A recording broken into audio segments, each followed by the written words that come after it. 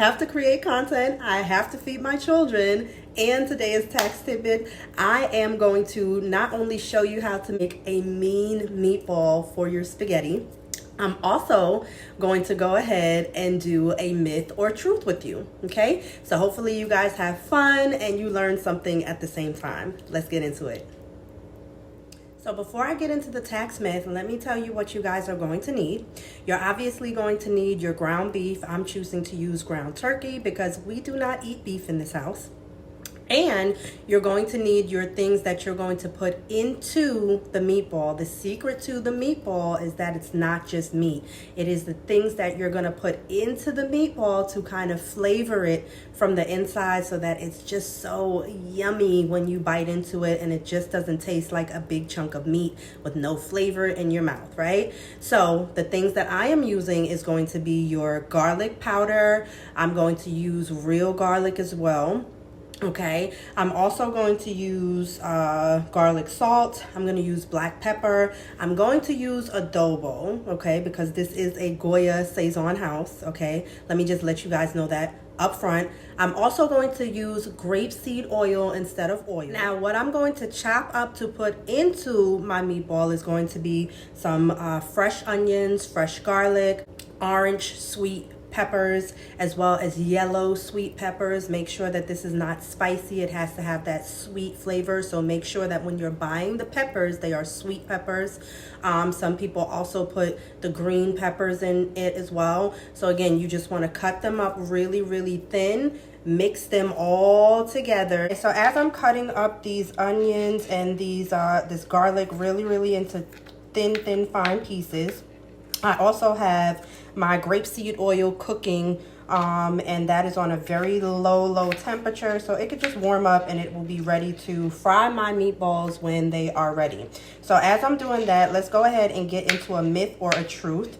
Is it true that if you do not file your taxes, it is out of sight, out of mind? Meaning that if you don't file it, the government is not thinking about it. You are good to go. Now, guys, I'm going to take a pause in what I'm doing because I really want to see you guys when I'm going into this truth or myth, because it's super important and I get this all the time. This is absolutely a myth. It is totally not out of sight, out of mind. Okay, so what I typically hear for the people who have not filed for a lot of years, one of the major questions that I ask is, did you previously owe? Did you previously owe the IRS? Because what I want to make sure of is that whatever money I'm able to get you, that you're actually going to get it, right? That the IRS is not going to come behind the work that I've done and then go ahead and say, well, you got a refund of $6,000, but you owe us $5,000. So we need to go ahead and get that $5,000 off the top, right? So normally what I hear from people is I should be good because I did not actually file those years of taxes, okay? So it is a myth that is out of sight and out of mind for two reasons. Number one, if you do not file for a certain amount of time, you're not hiding anything. The IRS already knows approximately what you have made, okay? The IRS already knows that. You're not hiding. And the IRS most likely knows this because whoever you work for, they have to file that they paid you, right? So they have to turn in their paperwork for their company, whether that's 1099 that they give you or W-2.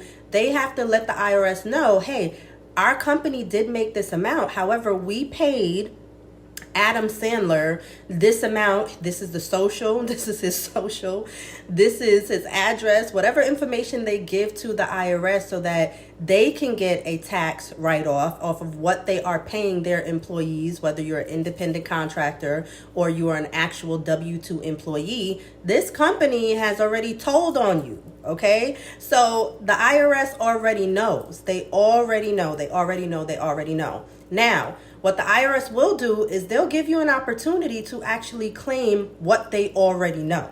Now, if you don't do that, here's part number two. If you don't do that, okay, the IRS will file on your behalf. The crazy thing about that is when they file on your behalf, they are, if you will, the opposing party. They don't care about you receiving any credits, any tax breaks. They're going to straight file what it is that they have on record for you receiving. They're possibly going to go straight through just tax brackets. I have seen clients to where the IRS has filed on their behalf, and they know that these people have children, but yet they gave them no child tax credit, no earned income credit, nothing. So what ends up happening is, yes, the IRS is going to file on your behalf, but it's not going to be in your favor because you're not going to get all of the tax benefits that you should have gotten as if you had somebody working on your behalf. I'll give you an example. I had a client that came to me a couple of years ago, and they said, Shannon, it's very frustrating because I have tried to file my taxes, and last year I did not file. I didn't file for this year. Sporadically they did file. In between they did not file. Didn't file for this year, and this year. And I finally did file, but I never got a refund, and I was owed a refund. So I said, the first thing we need to do is we need to have you create an account with the IRS. I need you to get a copy of your transcript so I can see what exactly from year to year does the IRS have for you. How exposed are you? What do you have? What do they see that is, some of it may not be correct and some of it may be correct. However, I need a starting point. I need to know what it is that they see. Now, long story short, the IRS actually had her owing $5,500 when, after the corrected information was put in, not only did she not owe that $5,500, she actually was entitled to a refund of $2,200. Okay, and that is because she did have a child at that time. IRS gave her no credit for that whatsoever. And really, you can't fault them, right? Because they're only going to go by what it is that they have. And honestly, you should have been a responsible taxpayer and filed your taxes anyway. Okay, so it's very important that you guys understand, when you do not file, it's not out of sight, out of mind. It's not. If anything, it is going to hurt you because you're giving the IRS the opportunity to put in the system for you what they believe that you should have gotten or what they believe you owe based on no positives, just straight. This is what we have in our system that they got paid. Here is their taxable income, and this is what they owe in tax. Reason number 3, if you finally file, sometimes, and again, I have to keep saying sometimes because I have to remind you that the IRS is not on one page, okay? You might get one agent on the phone. They might say something. You may call back and get another agent on the phone. They're going to say something totally different, okay? So the IRS is not on one accord as much as everybody would like them to be. So most of the time, depending on who is the agent that is in front of your file, when it's time to release these refunds, most of the time what the IRS will do is, if there are unfiled years, they're going to hold your refund anyway until all of the years are filed. Okay, so they're going to hold it until all of your previous years are filed. And the reasoning behind that is they don't want to send you money when you really owe them. Right? So if for 1 year it shows that you're entitled to this refund of $10,000, but you haven't filed for the previous 3 years before that, so really you owe them $15,000. In their mind, it would be preposterous for them to send you a check for $10,000. Now they got to chase you for that $10,000. Now, instead of you just owing that $15,000, now you owe another $10,000. So now you owe $25,000. Right? So what they would much rather do is make sure that all of your years are filed in order for you to A, get your refund, B, to even make a payment plan on what the total amount is that you're going to owe. They also don't want to keep going back and doing the same work over and over again. No, let's just square it up. I owe you this, you owe me this. Now, what's the bottom line number? Who owes who at the end? Let's stick to just that. Let's make it easier on ourselves, the IRS. Okay, because we don't want to be chasing you for money that you shouldn't have gotten anyway. So if I owe you $10,000, but you owe me $15,000, let's go ahead and take care of this deficit of $5,000 that's still owed to the IRS because we're not going to send you any money until that's done. Or in order to make this payment plan, let's go ahead and make sure that all you owe is $5,000. So we're not making a payment plan on this $5,000, but then we see that you didn't file another year and really you owe us a total of $7,000. So now we got to go back and make another payment on the other $2,000. No, the IRS wants it to be simple. Let's go ahead and get that total tally of $7,000 and make a payment plan on that.